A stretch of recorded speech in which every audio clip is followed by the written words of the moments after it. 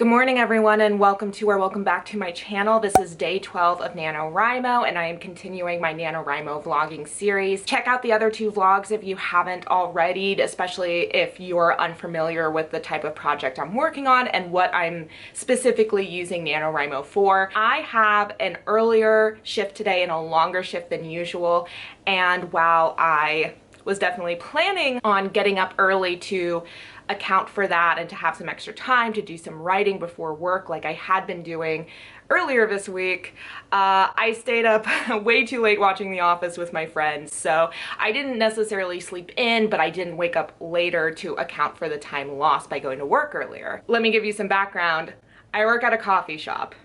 I love caffeine, but I've been trying really hard to not drink caffeine after 12 p.m. because I think it's been making it more difficult for me to wake up in the morning. But because I'm going in at 10, that means I can consume as much as I want, and I'm really hoping for that like extra caffeine boost for when I do get off, and then I can bang out my NaNoWRIMO word count. And like I've said in previous vlogs, I aim more for 2K words a day, but if I reach the NaNoWRIMO 1667, I'm perfectly thrilled with that too. And beyond the caffeine intake, I've been trying to have a better, more productive morning routine because I would like to wake up earlier even on my days off, no matter what my schedule is for work. I've been struggling with that a little bit, partially because last week was so wild and all over the place regarding my schedule and all my different like social events and obligations and all the stuff that I was doing.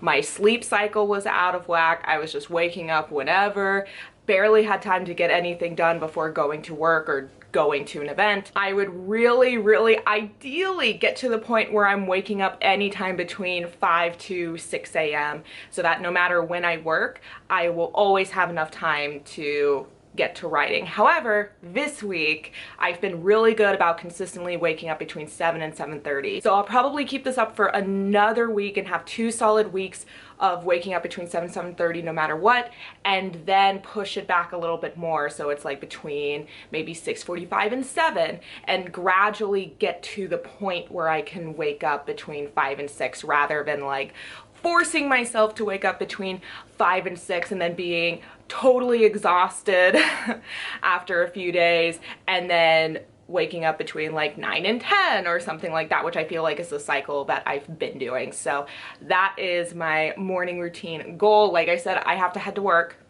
so no writing this morning, but I'm hoping to get some done this afternoon. And then tomorrow I have a day off, so lots of fun stuff coming up in this vlog, and I will check back in with you guys later. Hey y'all, so it's like 6:30.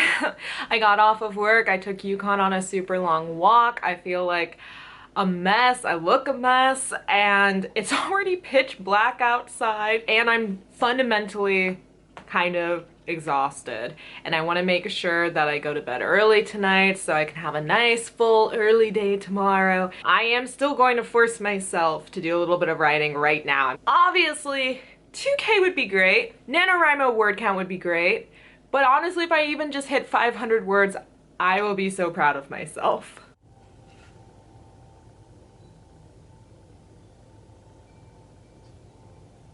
Hi everyone, today is Sunday, November 15th, and yes, it has been a few days since I've updated you last. And no, I did not do any writing on those few days, but boy do I have a story for you. So, Friday night, I had full intentions on hitting my word count and sitting down and doing some writing, but me and a friend were gonna take Yukon on a walk.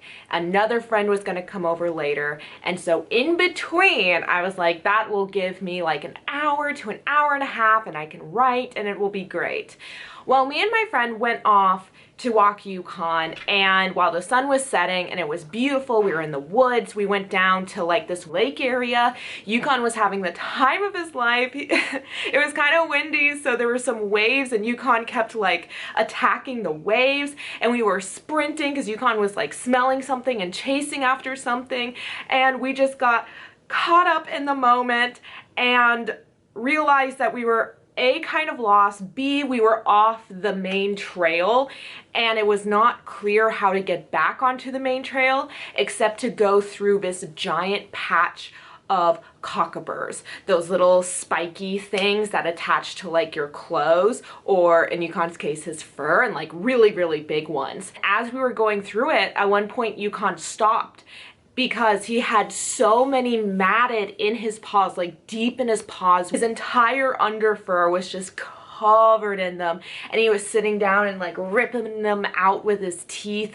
and spitting them out, and it was like, oh my god, my poor dog is probably in so much pain. And he never whimpered or whined, but it was just insane. We had no idea where we were. It was dark, neither one of us had phones. We were just lost. We were lost. Now luckily my friend scouted ahead and was able to find a way for us, like found the main road and helped us get to that main road. And Yukon was such a good boy, because once we got the cockaburs out of his paws, he did such a good job of actually like getting out of there and made it all the way back to the car, because it was a good 2 miles from the car still once we found the path again. And it was really scary, and I genuinely was like, oh my god, what if we need like a rescue team, or what if my friend needs to carry Yukon out of here? But all of that is to say that by the time we got back to my place, I had to spend that hour before my other friend came over getting rid of all the cockaburs in Yukon's fur, and I literally had to get out scissors. Luckily you can't tell when he stands up or like from the top of him, but underneath there's actually a bunch of bald patches because they were so deep that I had to like cut them out, and now he has less fur and it looks insane. He's cockabur free. And the following day I had like a longer shift at work. My friends and I had lunch together. We went on another like almost 3-hour long hike.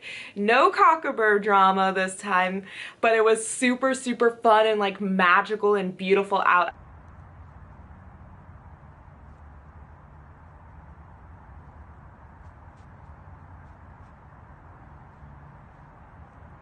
And because that hike kind of turned into a whole thing as well, I crashed at like 9:30 last night. While I did not get a lot of writing done, I got a lot of great like activities and definitely writing inspiration in yesterday or in the day before. I am going to spend the next like hour and a half going to hit word count. I'm at that really fun climactic park I talked to you guys about the other day, and yeah, I'm just like really excited to get into it. While I am extremely behind with this NaNoWRIMO word count situation, I still have a lot of optimism that somehow 50K will be reached.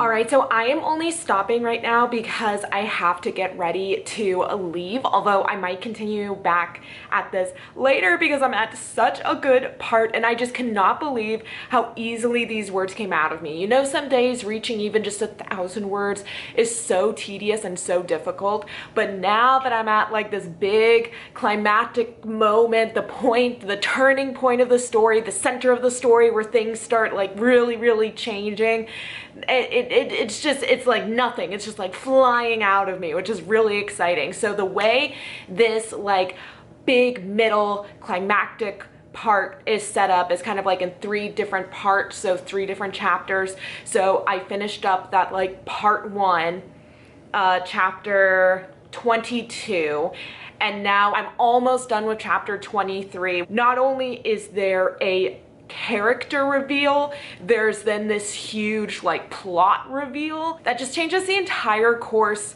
of the story, both on a plot level and on like an emotional character level, and it just raises the stakes astronomically. Not to say that there wasn't groundwork, there was definitely things kind of going on in the background of the story that was like kind of hinting at something building. Like there was just this soft tension, this quiet tension that was like building, building, building. And then this is one of these big moments where it just gets to be released and you're like, oh my gosh, everything has to change now. What the character thought he was going to have to do is going to have to change. What this entire story, what we thought maybe it was about to be about, has to fundamentally change. And I just love it so much that this like revealed character that gets introduced to the scene, he brings so much kind of sinister energy, but it's really, really fun to write, even though it's very cruel.